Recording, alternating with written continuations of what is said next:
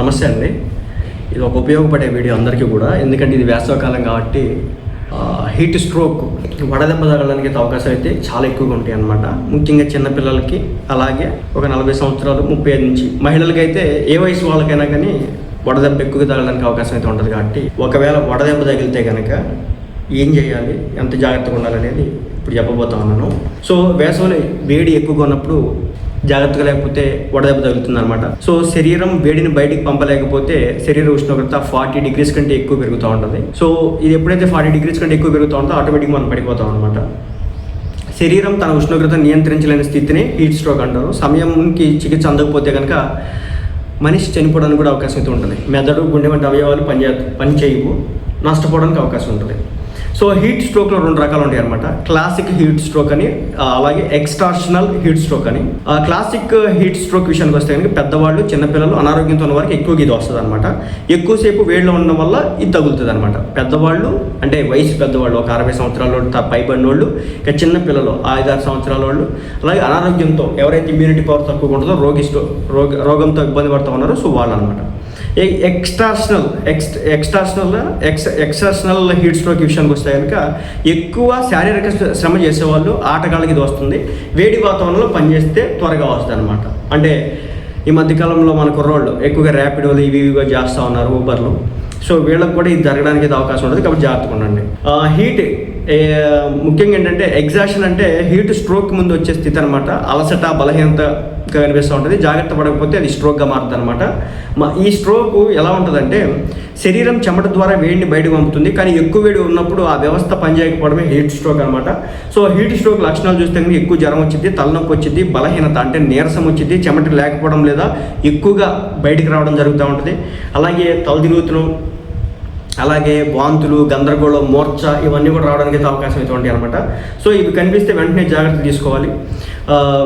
ముఖ్యంగా ఏంటంటే మూర్ఛ ఎప్పుడు వస్తుంది అంటే రక్త ప్రసరణ తగ్గితే కనుక మూర్ఛ వచ్చేసింది. మూర్ఛ అంటే ఏం లేదు, కింద పడిపోతారు. అలాగే కండరాలు పట్టేయడం కొన్ని సందర్భాలు జరుగుతూ ఉంటుంది. అలాగే చెమట, అలసట, వాంతులు అయితే ఎక్కువగా వస్తాయి అనమాట. అత్యంత ప్రమాదకర దశ వచ్చేసి ఈ హీట్ స్ట్రోక్ హార్ట్ మీద ఎఫెక్ట్ కూడా చూపిస్తూ ఉంటుంది. అయితే దీంట్లో చాలామంది అయితే ఉంటారు, జాగ్రత్తగా అయితే ఉండండి. ముఖ్యంగా ఏంటంటే ఒకవేళ ఇది ఏదైనా జరిగితే కనుక చల్లటి నీటితో శరీరాన్ని చల్లబరుస్తూ ఉండాలి. ఐస్ ప్యాక్స్ పెట్టాలి. అవసరమైతే వెంటనే ఐవీ ఫ్లూయిడ్స్ అయితే ఉంటే వాటిని ఎక్కించాల్సి ఉంటుంది. మన భాషలో చెప్పాలంటే సెలైన్ బాటిల్స్ ఉంటాయి కదా, వాటిని ఎక్కించుకోవాల్సి ఉంటుంది. సో ఏదేమైనప్పటికీ ఒకవేళ మనం గ్లూకోజ్ అంటాం కదా, ఒకవేళ తక్షణ ఉపశమనం కోసం అయితే కనుక వాటిని ఉపయోగించవచ్చు అనమాట. కానీ ఏంటంటే విపరీతంగా బాడీ హీట్ ఇష్యూ ఉంటే కనుక వెంటనే డాక్టర్ని సంప్రదించడం మంచిది అనమాట. అయితే ఒకవేళ హీట్ స్ట్రోక్ వచ్చినప్పుడు ఎక్కువగా నీరు తీసుకోండి. వేసవికాలంలో 4 లీటర్ల పైన ఎక్కువ నీళ్ళు తాగడానికి ప్రయత్నం చేయండి. అలాగే బయట ఉంటే నీరు ఎక్కువగా ఉండేటటువంటి ఆహారం తినండి. అంటే పుచ్చకాయ లాంటివి ఎక్కువగా తీసుకోండి.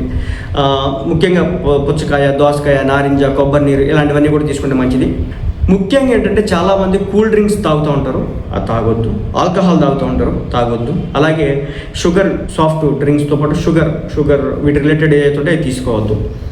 అలాగే ఏంటంటే ఎండలో ఎక్కువసేపు అయితే ఉండొద్దు. మధ్యాహ్నం టైంలో ఒకవేళ బయటికి వెళ్ళాలనుకుంటే కానీ హెల్మెట్ వాడండి. అలాగే వైట్ కలర్ ఉండేటటువంటి బట్టలు ఉపయోగించండి, డార్క్ కలర్లో వాడద్దు. చల్లటి ప్రదేశాల్లో ఉండండి. ఫ్యాన్స్ ఉన్నటువంటి ప్రదేశాలు ఎక్కువ టైం స్పెండ్ చేయండి. లైట్ కలర్ బట్టలు వేసుకోండి. తేలికపాటి బట్టలు వేడి తగ్గిస్తాయి, అంటే కాటన్ బట్టలు ఏవైతే వీటి తగ్గిస్తాయి అనమాట.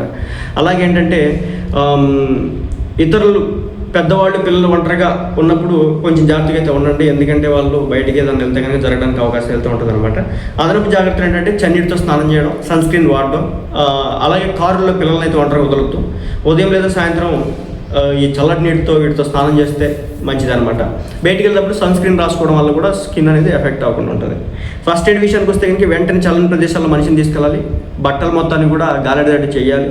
చల్లటి నీరు ఇవ్వాలి. ఐస్ ప్యాక్స్ పెట్టాలి. ఇది చేసుకోవడం ద్వారా ఏమవుతుందంటే దీని దగ్గర నుంచి కొంచెం ఉపశమనం వస్తుంది అనమాట. వెంటనే డాక్టర్ దగ్గరికి వెళ్తే కనుక డాక్టర్ ఏదో ఒకటి చేస్తారు. కాబట్టి ఆ విషయాన్ని అయితే మీరు గమనించండి. హీట్ స్ట్రోక్ వచ్చినప్పుడు మనం కనుక ప్రాపర్గా తీసుకోకపోతే ప్రాణాలు పోవడానికి కూడా అవకాశం ఉంది.